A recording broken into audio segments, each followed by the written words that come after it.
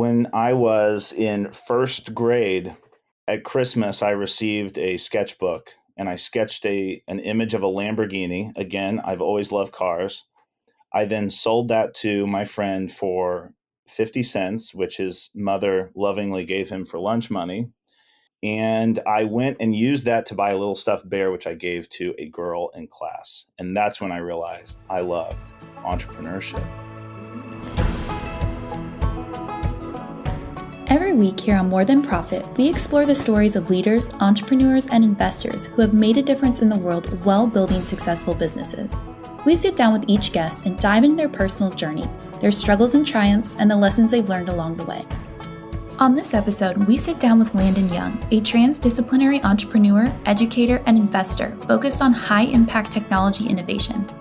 Landon was named one of the 13 Kauffman Foundation Global Scholars in 2013 and was awarded the National Science Foundation Fellowship in 2011. Landon holds a Ph.D. from Purdue University and is currently Director of University Initiatives at Elevate Ventures, the Midwest's most active seed stage fund.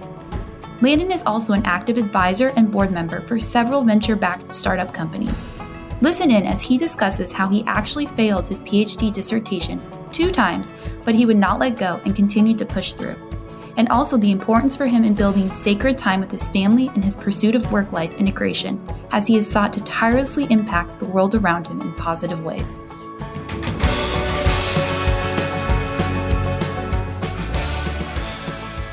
So Brian, I had this random opportunity a couple of years ago. It was really random. I got invited to this thing and I actually got to meet Prince Charles, now King Charles. Got a couple minutes talking to him and it was pretty cool, you know?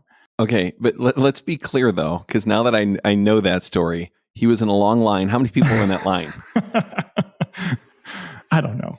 So, and tell him what happened. You tried to kiss him. That didn't go well. They took him down. But yeah, so a lot of people, because with our guest today, I found out that we'll ask him who the most famous person he ever met is. But for me, it was Bubba Watson. I went to a concert and he was backstage. I was backstage. And I think that's probably the most famous person I ever spent that amount of time with. We did a concert, I met his wife, his kid, all that stuff. I don't think he liked me, but again, that's not either near there. It was just, I met him and it was, yeah. So I would say that's mine. So today we have Landon Young. So Landon, who is the most famous person you've ever met? Bruce Willis. Oh, okay. I only say that surprisingly because I read your profile on your company's website and it said it was Chuck Norris. So I just, I didn't know you were going to come out with a Bruce Willis. You said most. Yeah. And there was no line. It was just, just me and Bruce. How'd you get to meet him? Yeah. I was living on Atlantic Avenue in Brooklyn and they were filming a movie and I walked out my front door and there was a car with bullet holes in it. First I was surprised. Then I looked in and Bruce Willis. So wow. I did what anyone would do. I snapped a selfie and kept going to work. Wow. So you didn't meet him though. Did you talk to him? I said and hi. What did he? Okay. He disregarded me completely, Brian. But thanks for calling that out. Well, no, again, that's a little bit like when Bryce is telling people he met the King of England. I'm like, well, you met him, but yeah. Okay. I'm just saying this. I really think Bubba Watson would still remember me because I was so offensive to him. To this day, I think he'd be like, yeah, I remember that jerk. So, well, since we brought it up, what was the Chuck Norris story?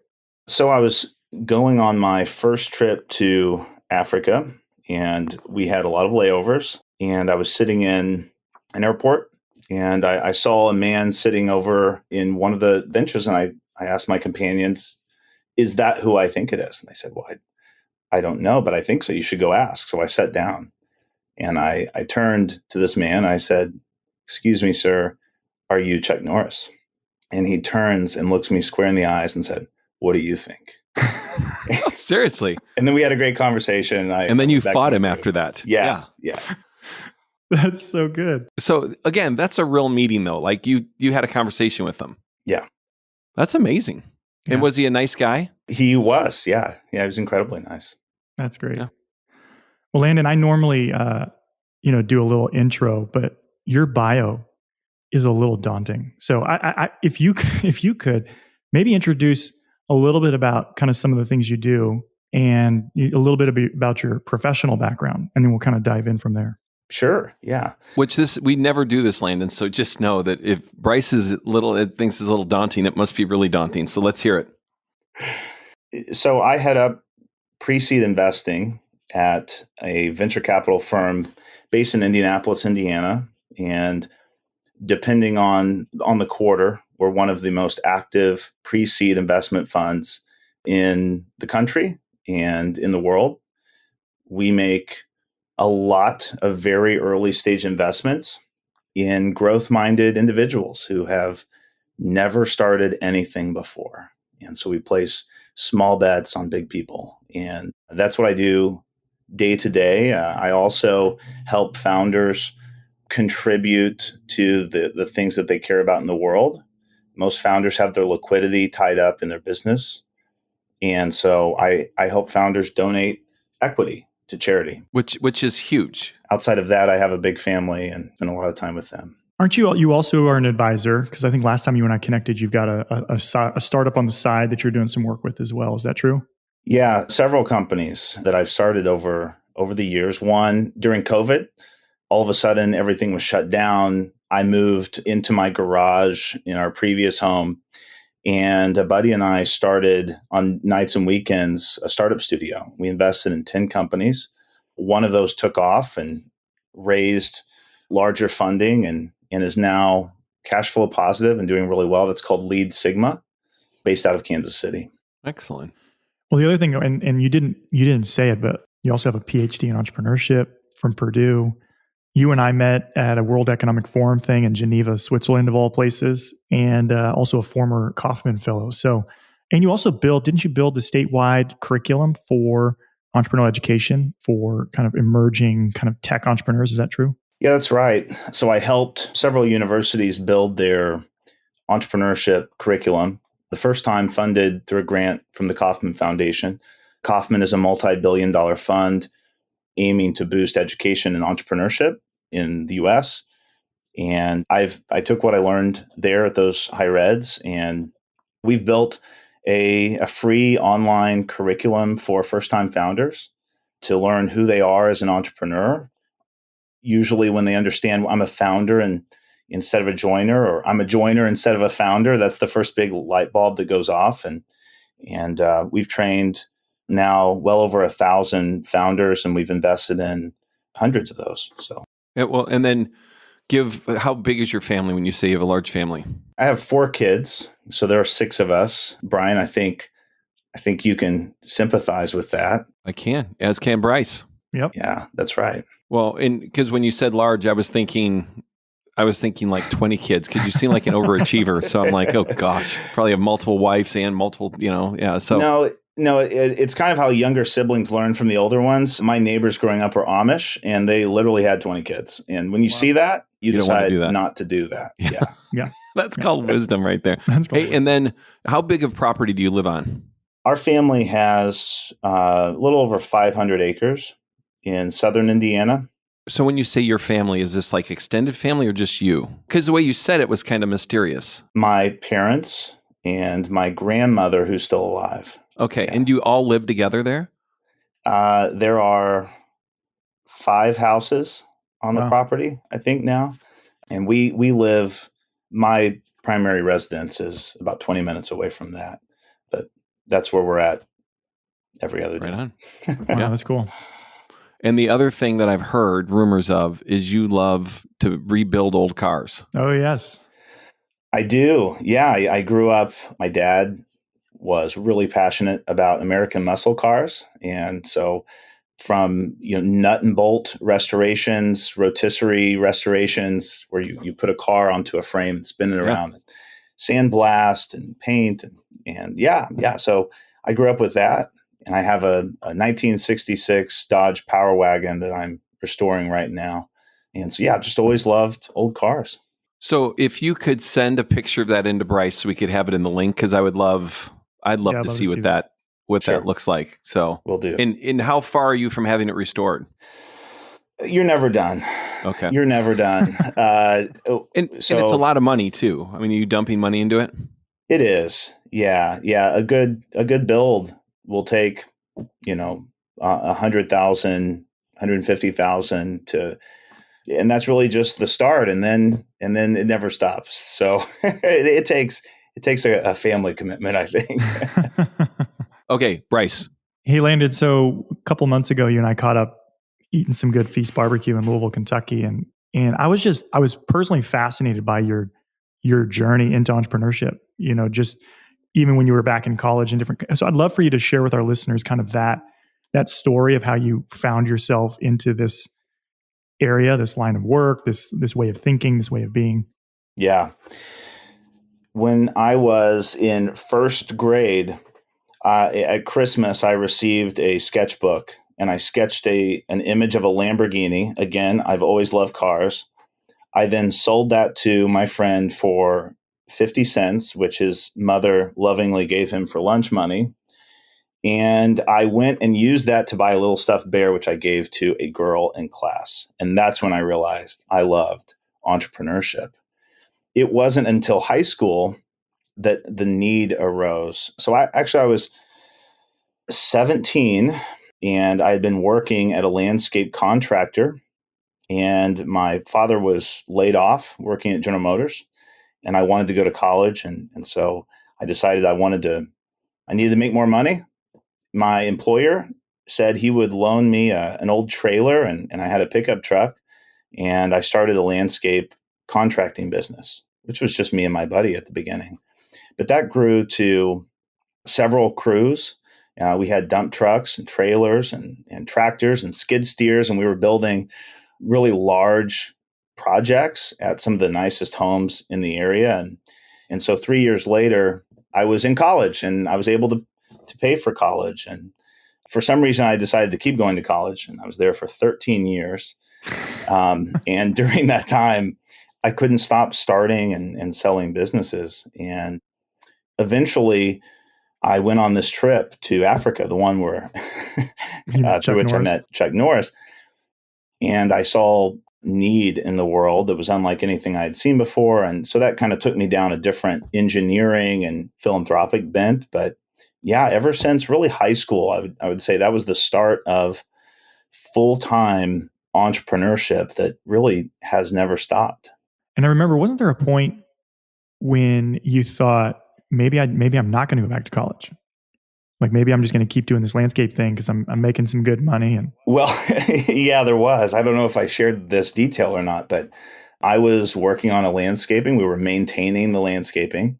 I had a chainsaw and I was cutting down a tree, and I went to yell to one of my employees, and I wasn't paying attention, and I cut my leg with a chainsaw. Oh my God. And that was the moment when I decided I probably need a piece of paper that says I can do something, because if I cut off an arm or a leg, I'm going to be up a creek.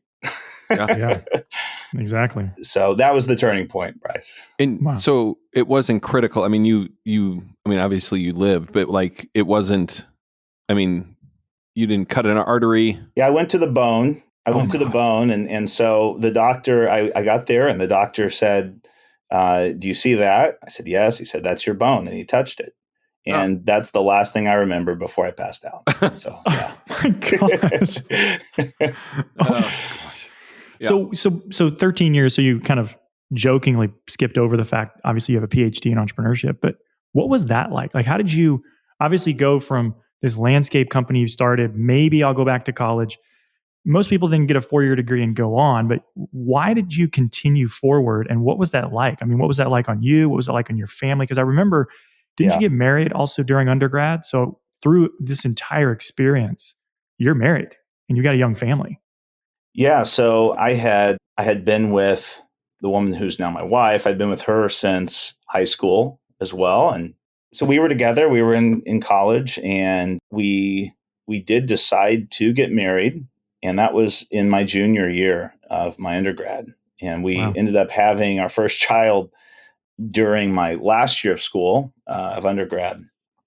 And it was during that time that in my junior year when the financial collapse happened. And so there was no one hiring for the things I went to school for. And yet I had a new wife. I had a child that was going to be coming. I knew that this path of my life needed to move on. And so I did two things. One, I took an unpaid internship in New York City, and with a group of wild, like recent PhD grads who were working on printing meat and robotics and futuristic living homes and this crazy stuff. Wait, when you say printing meat?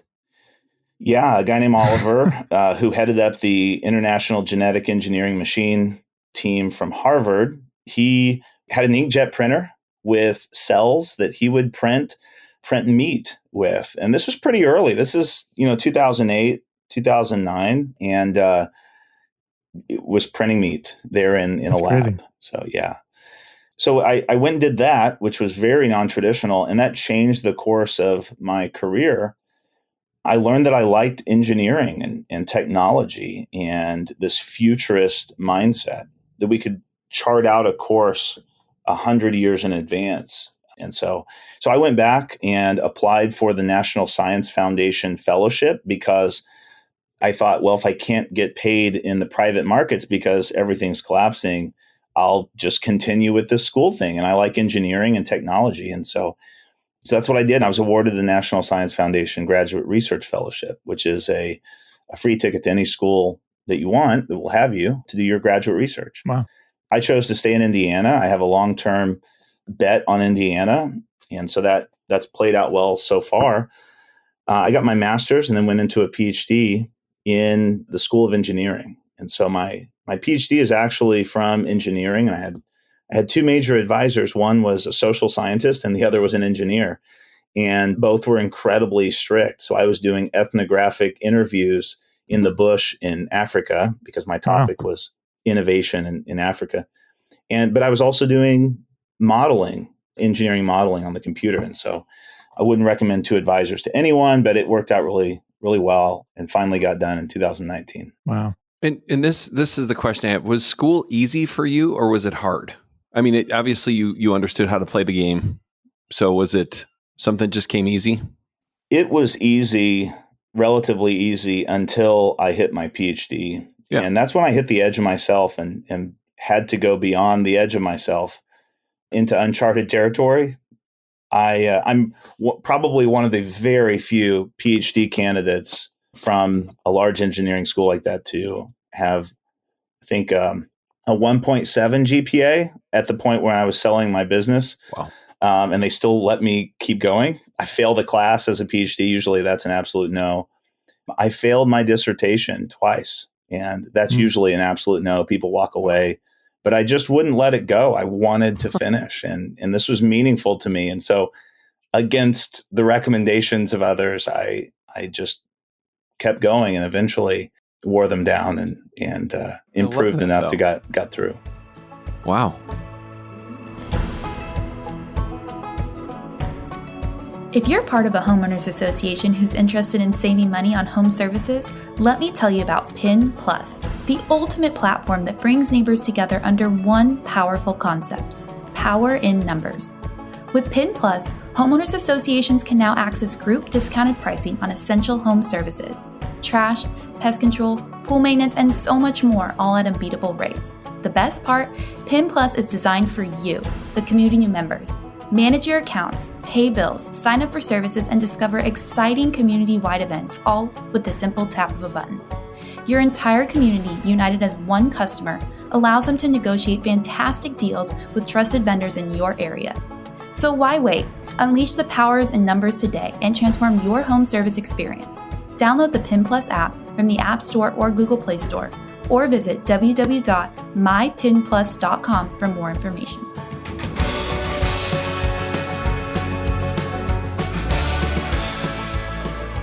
So listening to you talk, I mean, you've done a lot of different things, and which is awesome, but they could, and in some ways, be completely disjointed. What all of the different. So help bring them together. You know yourself and why they're interesting and why you've gone after them. What is it about those things that inspires you, and why is it that you focused in on those things? What are you really pursuing? as you think about the future? Yeah, I'm an innovator.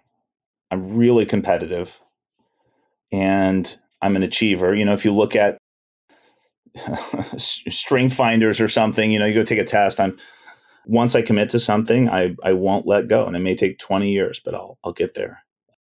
Two, I want flourishing and thriving in the communities I live, in the places I commit to. That's Indiana right now. And so when I combine innovation and thriving, I find myself at the edge of technology, and many times it's some mix of entrepreneurship and technology and philanthropy. And fortunately, innovation can apply to anything, radical innovation or incremental innovation.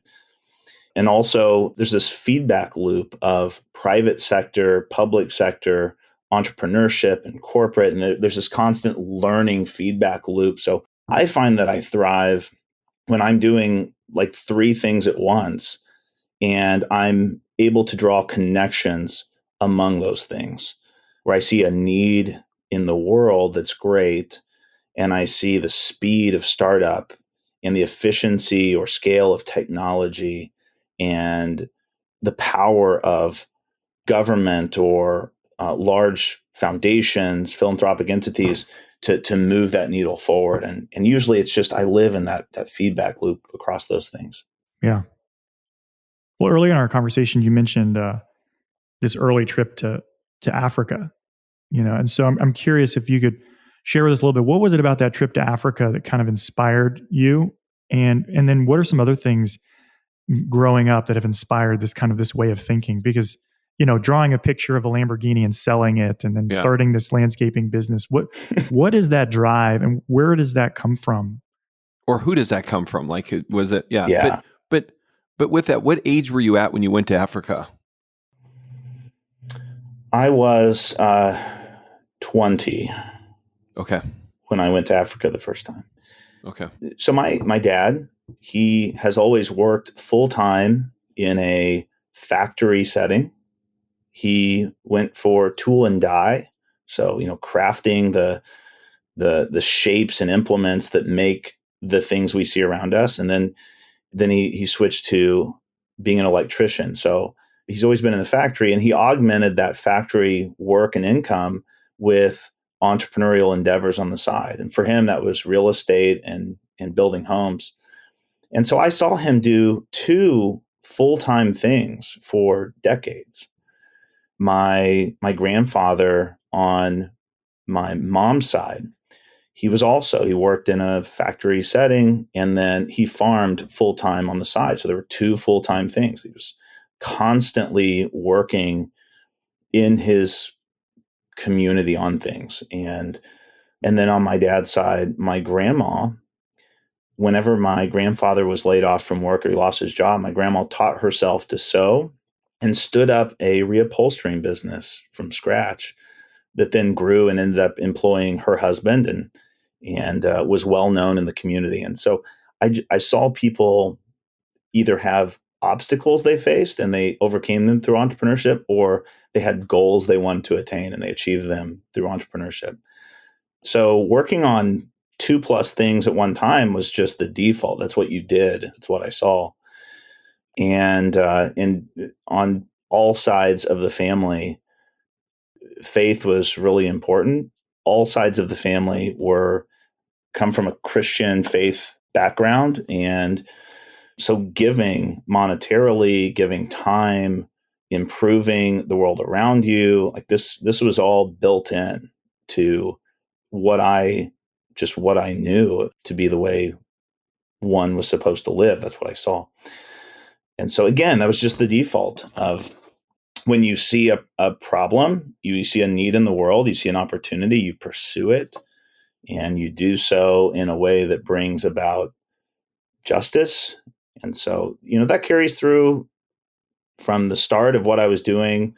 My first businesses, I loved creating jobs for my friends who couldn't find employment other than flipping burgers. And all of a sudden they could double their wages by working for me. I then turned around and doubled those wages when charging for their time. So I was able to both realize a dream of growing a business and employing people around me. And now on the investing side, it's the same. We get to create really neat economic outcomes for cities and communities and counties alongside individuals who never saw that opportunity before, but now have a go at it. That's great.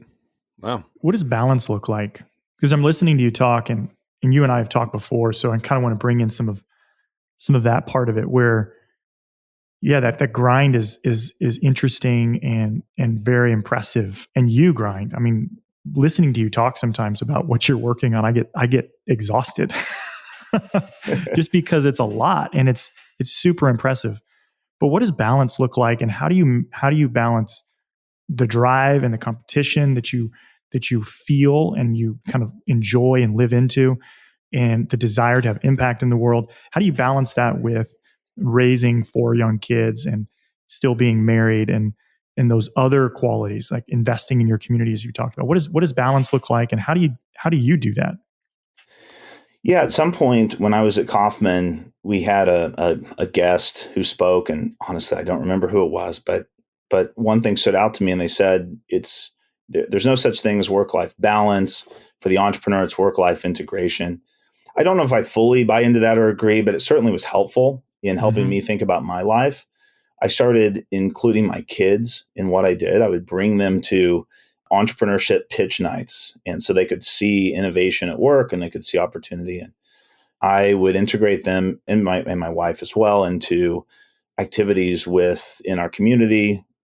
And so, yeah, I think the integration was key, not separating or putting things in buckets. The other was, my wife's also, she's a saint and puts up with my shenanigans. And so we had to come to an agreement on sacred times, because at one point I would be sleeping under my desk in a sleeping bag and, get up and drink a Red Bull and go back to work. And that's not sustainable. It's not it's not healthy. And so we carved out sacred times for our family, which ended up being a family night together every Friday, and a time with my wife every Saturday, and another time on Wednesday and on Sunday for our church. So those were sacred times. Other than that, under these certain windows that we carved out, that were untouchable windows, I had the freedom to go 100%. And so that I needed to be able to go without any restraint for limited periods of time and then entered into that rest and community. That's not how I live day to day right now. There is more sacred time than not in this season. Well, I was going to say, Wendell Berry once said that fences bring freedom. And yeah, just listening to your talk, kind of needing to know kind of what those sacred times are, what those guardrails are, it gave you a sense of freedom to like, okay, now I can move with speed and gusto and feel a sense of freedom because the person I love, my wife, has given me permission in a sense. And so I don't feel the guilt or the shame of missing something because we've communicated about those things. I like that idea of sacred times. And the phrasing of work-life integration, I think, is also helpful, because I think a lot of entrepreneurs and investors that we talk to, there is that guilt that they feel with the pressures and the needs to be present at work, but also present at home. And how do you quote unquote balance those things? So there is, to your point, a balancing. We do need to be healthy in where we sleep. We're not sleeping under the desk at work every night, and we're eating healthy and we're working out. We're making space for those things, but also for our families. So there is a balance. But I like this idea of integration, that we're not duplicitous. We're not separating these unnecessarily, because I do think too, our children seeing the value and the joy of work is, I think, a good thing. So work is not this thing dad goes and does, and it takes our father away from us, but it's something that he enjoys, something that the community benefits from, and it's something that I get to appreciate as a young person. So I like that integration language. Yeah, and I just think, especially all my kids are raised now, but the more they can be involved in your life, in your community, I mean, it's that thing going, there's joy to, like I just think it just gives them an understanding and even an inspiration where some of your kids will go, wow, I really want to, do you think about your dad having 2 jobs and doing that? I just think they could feel like it is taking away, or they could feel like I'm a part of that. Like we're all working together. On pitch nights and stuff. And, I have always tried, and Bryce brings, his next trip here, he'll bring his daughter with him, and, she'll sit in some of the meetings, and, she makes better decisions than he does sometimes. So True. yeah, but I just think creating excitement, but I do think though, sleeping on your desk is bad. I don't want any listeners to go but I think for a season there's, like Red Bull Laura and is I would bad. have, Red Bull is evil. but I do think there's seasons where if you're building a business, because I remember one time, saying to Laura, I need a year, and then 365 days came and I had to quit because there was no end in sight. And I just remember was sad, but I also just thought I made that commitment and thought there'd be a different outcome, and there wasn't. So I think that's great. I think that's good. And I love the idea of sacred times, because it sounds a little hokey, but it is sacred, because if you miss those times, that's bad. Can't get them back. That's right. Yeah. There was a study Harvard put out on work, and it found it wasn't how much you work, it was how distracted you were when you were around your kids. And so I think working a lot and yet engaging your children in productivity and work and adding value to the world, bringing them into the fold, if you will, I think is one of the best things you can do. They learn by seeing and doing. So yeah, the more of that I can do at this point, the better. And what's the ages of your kids right now? I have 12 down to 4. Okay. And so you're in it. You got busy time with kids. Yeah. How many years have you been married now? Because you got married when you were 12. You're in high school. You gave her that bear. Yeah, 15 years. Okay. We've been together for over 20. Wow. Yeah. That's awesome. Yeah. Landon, I did want to dive in because I think obviously your background is super interesting, and I was excited to share that with our listeners. But I think the other thing that you bring that a lot of people don't know about is this donate equity piece. And so you alluded to it in your intro, but I'd love for you to talk a little bit about that, because we have a lot of entrepreneurs that we work with, a lot of investors, but it is this little known thing, and it can be quite complicated. So in real estate, there's a 1031 exchange.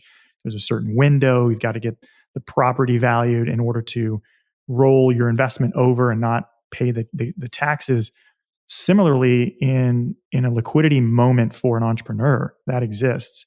And what I hear oftentimes, people they're grinding and they're passionate about, okay, I'm about to get this payday, and then I'm going to do some amazing work in the world. And if they had just thought about that a little bit sooner, it could have been even better. So maybe talk a little bit about this idea of donate equity and what it is and why it's important and why more people should be thinking about it. Yeah, thanks. You're right. Most people don't know that there is an option to give to the things they care about before they have cash in their hand. And for me, in one of my businesses, I gave a portion of equity when that business was acquired. And that was the first time I was aware of that process at all. And I was a PhD nerd looking through IRS white papers, figuring out how to do this and sharing them with my small town CPA who had never heard of this either. And we were trying to figure it out together.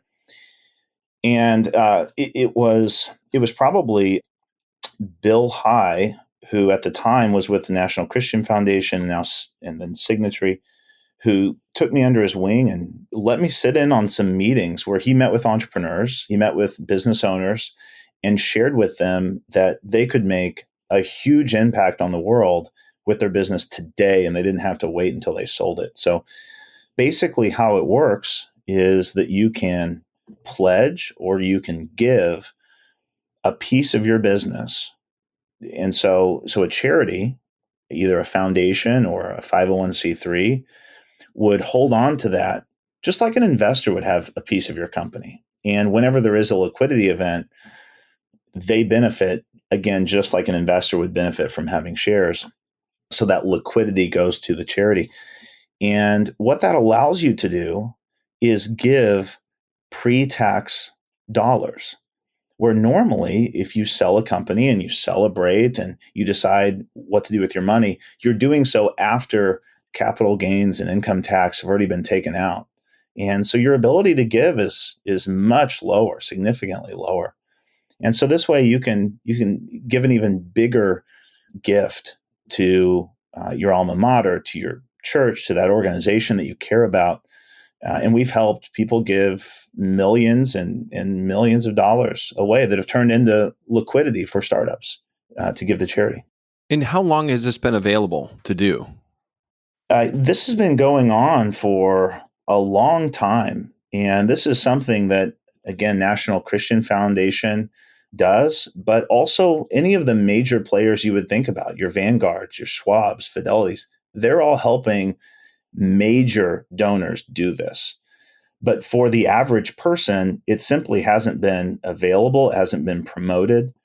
Yet we have people who own farms and real estate and small businesses all over America that have appreciated assets where over the years the business has grown, the farmland is more valuable, the real estate is more valuable. And yet they have no idea that this is available to them. All they know is someday when I sell, I can help people. Yeah.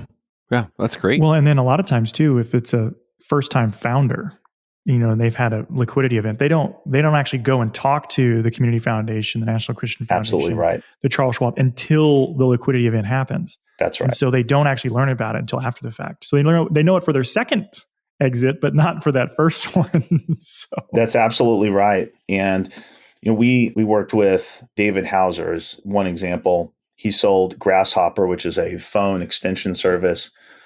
And when he did so, he did all of the normal financial preparations. It was a large, pretty sizable exit. But he had no idea on this particular giving option. And we worked with him.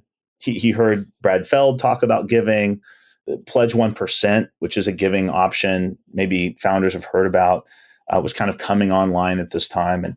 And so he wanted to explore this. And we were able to gift startup holdings that he had made investments into to a group of founders who were starting a new foundation in Kansas City. And that ended up leading to the forming of the Kansas City Startup Foundation and led to follow-on gifts and investments in the community. But it came ultimately from one person who was willing to do it first and, kind of take a little bit of a risk. But honestly, it's fairly straightforward. Mm-hmm. And then what's the process? I mean, you say it's straightforward, but it is a little complicated if you don't know what you're doing. So what does that look like? Yeah. So first there's an inventory of the assets. So we say, this is my business. There are tangible assets, intangible assets. I have a website and code base, but I also have a building and tables and chairs. So we take an inventory of those items. And you would create an asset transfer agreement, much like you would have an asset agreement when in an M&A transaction. And those assets will be valued, they'll be appraised, and that's done by a third-party appraiser. And so you pay for that person to appraise. So there's some cost with that. And then there will be some legal review from both sides of the transfer document. And then the gift is made. And you can, as I mentioned earlier, give to a foundation. So a community foundation, for example, if you don't know what you want to give to yet or how to divide that up, you can make a gift to a donor advised fund held by a foundation. And then when you know what you want to gift to, then you can make those individual gifts. Conversely, you can give directly to a 501c3. And that 501c3 would then hold that asset. And there's some accounting, right, every year for that asset that's held. And then at the time of liquidity, when there's a transaction, then the nonprofit is issued their portion and in that liquidity event. So, that's cool. So yeah, pretty straightforward. There are thousands, tens of thousands of these that have happened. So there's no reinventing of wheels, but there is a little bit of a cost and some time involved. Yeah. Wow. But for a small nonprofit, this can be transformative. All of a sudden, they receive hundreds of thousands or millions of dollars, and overnight that transforms their mission, their capacity. Yeah. Well, I think it makes sense when people can help, because people, like you said, I mean, a lot of the founders I'm with, starting companies are thinking, oh, I'm going to do something big in the end where they can, and haven't thought it through. So I'm hoping listeners are like, how can we do this? Because I just think it's smart financial planning. So yeah, there's a book I'm going to hold up here. It's called Exit Right. That's pretty good and can help a founder think through some of those things ahead of time. The first time founder doesn't consider, just simply doesn't know, right, what they don't know, and doesn't consider those items ahead of time. You are a serial entrepreneur, but you're interesting because you're also people oriented. Like you're very out focused, which is rare. I mean, especially for an engineer. Engineers are not typically even aware of themselves sometimes. So I do think it's interesting, and I just go, a lot of like who you are in your drive has been inspirational. Just going, you care about Indiana, and I'm just saying this out loud because everyone's listening. Nobody cares about Indiana, but you do, but like in a real way, like you really are making changes in Indiana that'll impact for generations to come. Thanks for listening to this episode of More Than Profit, and definitely make sure to check out donateequity.com to learn more about how you can support the causes you care about in a more tax-advantaged way that leads to more money going to the causes that need it the most. To stay up to date with More Than Profit, make sure to subscribe wherever you get your podcasts, and while you're there, drop us a review so others can find us as well. Don't forget to check out our new website at morethanprofit.fm, where we have additional content and past episodes. You can also learn more about what's ahead by following us on Twitter at listen_MTP. More Than Profit is a production of Access Ventures and is hosted by Bryce Butler and Brian McKay. Our executive producer is Crystal Escobar, and our associate producer is Bryn McKay. Audio production assistance is provided by Resonate Recording. Our theme song today was No Man's Land by Slapstorm. I'm Bryn McKay, and you've been listening to More Than Profit.